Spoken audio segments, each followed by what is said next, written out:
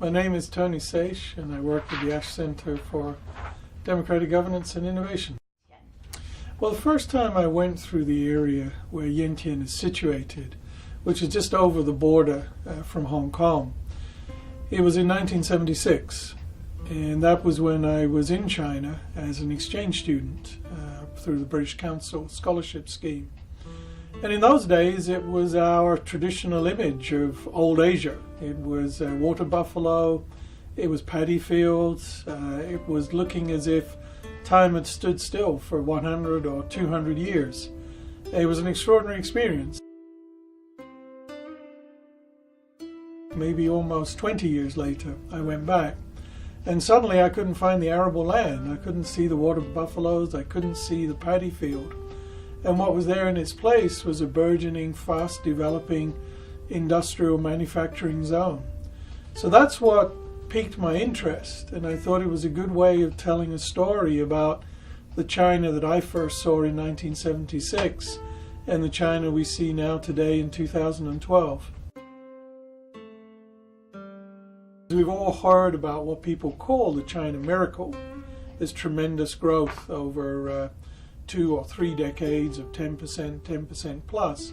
But what really interested me to look at in this study was what did that mean in terms of a micro level analysis. And so we just focused on one village and how that integration into the global economy changed the life of those villages forever, and indeed changed the lives of the 100,000 or more migrants who came to work in that village.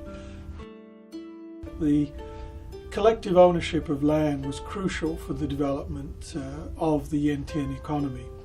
As we know, when the reform started, the land was divided up again and given back to the households for their own use, but not the ownership. What happened was, as China opened up to the outside world, the village leadership decided to take back ownership over the land and then use that collective land to rent out to factories that were coming to invest, many of them from Hong Kong, where land prices, wage prices had gone up, and so it was more economical to shift to a cheap place destination. The second thing I think which was important was the role that the clan played within the local community.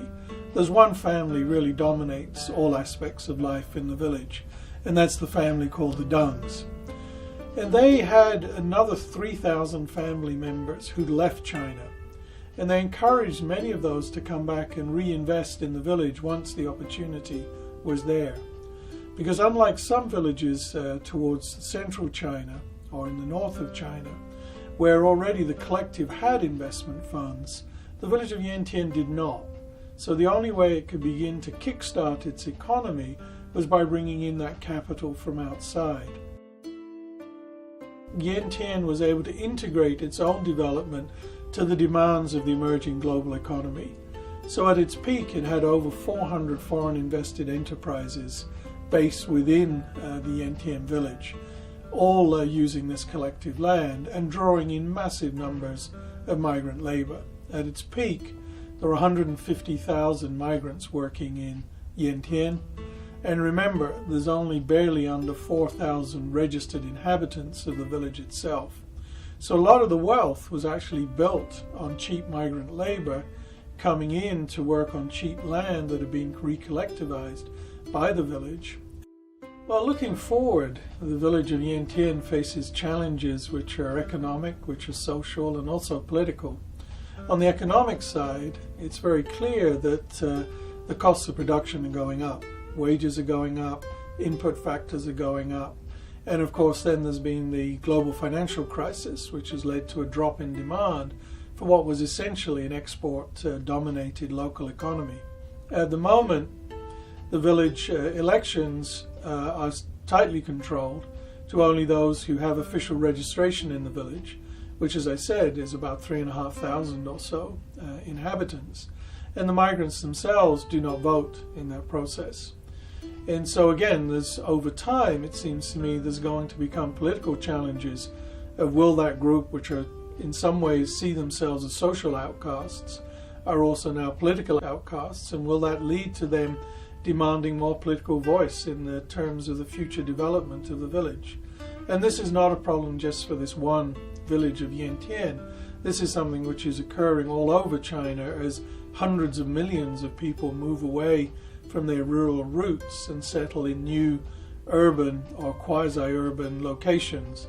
And it really is one of the most significant challenges that the leadership will have to deal with over the next 5 to 10 years.